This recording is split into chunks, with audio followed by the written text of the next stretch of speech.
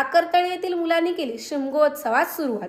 शंकासूर म्हणजे काय हे नवीन पिढीला माहिती नाही, त्याची ओळख करून देण्याचा हा उपक्रम। कोमल सावंत रूप धारण करून आपण लोकांच्या घरी जातो, यथाशक्ती मदत देतील त्यांच्याकडून आपण होळी साजरी करतो।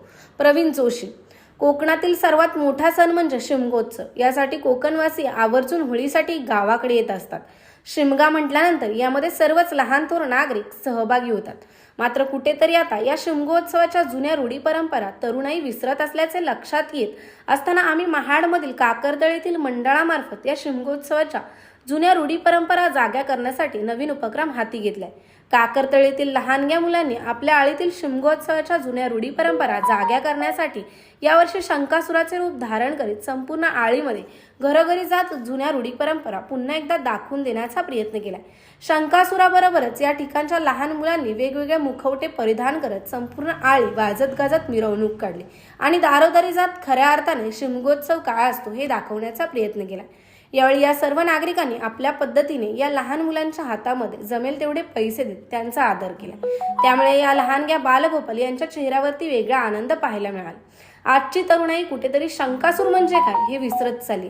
खऱ्या अर्थाने आपल्या जुन्या रूढी परंपरा पुन्हा एकदा सर्वांसमोर मांडण्याचा हा आमच्या आळीतील मुलांनी केलेला प्रयत्न हा वाक्याने योग्य आहे आणि शंकासुराची ओळख करून देण्याचा हा एक आम्ही केलेला प्रयत्न आहे।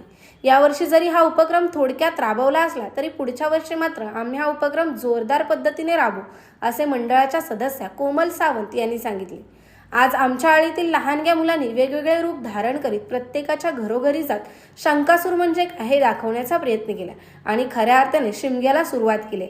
उद्या होळी, धुळीवंदन आणि रंगपंचमी हे येणारे सण आम्ही याच हिरारीने साजरे करणार असून आज या लहानग्या मुलांनी आळीतील प्रत्येकाच्या घरोघरी जात शंकासुराची भूमिका दाखवण्याचा प्रयत्न केला असताना प्रत्येक नागरिकांनी या लहानग्या बालकांना यथाशक्ती रक्कम दिली आणि त्या रकमेचा आम्ही शिमगोत्सवात वापर करणार असल्याचे मंडळाचे सदस्य प्रवीण जोशी यांनी सांगितले आहे।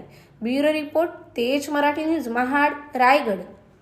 शंकासूर म्हणजे काय हा ह्या आताच्या पिढीला माहित नसलेला विषय आहे। युट्यूबवर सगळेच बघतात, पण नक्की काय असतो हे सगळ्यांना दाखवण्यासाठी आज हे शंकासुराचं रूप घेतलेलं आहे।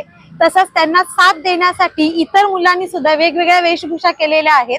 हे आम्ही आयत्या वेळेला केलेला हा सगळा उपक्रम आहे आणि हा उपक्रम ह्या मुलांना खूप आवडलेला आहे आणि तसंच या मुलांच्या आनंदासाठीच आम्ही पुढच्या वर्षी पण याच्यापेक्षाही चांगला असाच उपक्रम करण्याचा प्रयत्न करू।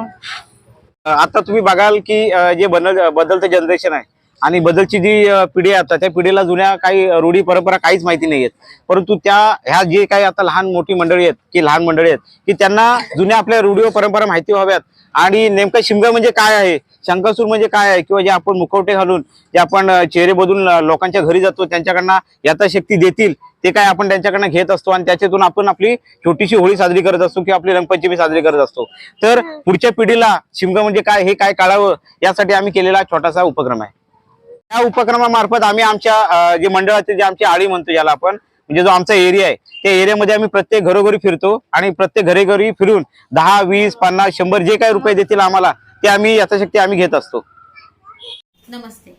काकरतळा तरुण उत्साही मंडळ आणि महिला मंडळ आम्ही आज शंकासूर हा एक नवीन उपक्रम राबवलेला आहे आमच्या आळीमध्ये।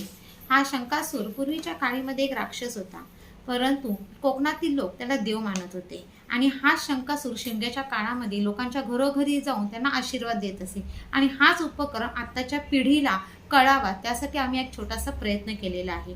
इथे एक शंकासूर आम्ही तयार झालेला आहे आणि त्याला साथ देण्यासाठी इतरही काही लहान मुलींनी मिळून वेगवेगळी ड्रेपरी तयार केलेली आहे आणि ह्या मुलांचा उत्साह आणि आनंद बघून पुढच्या वर्षीही ह्याच्यापेक्षाही चांगला काहीतरी करण्याचा प्रयत्न आम्ही नक्कीच करू। धन्यवाद।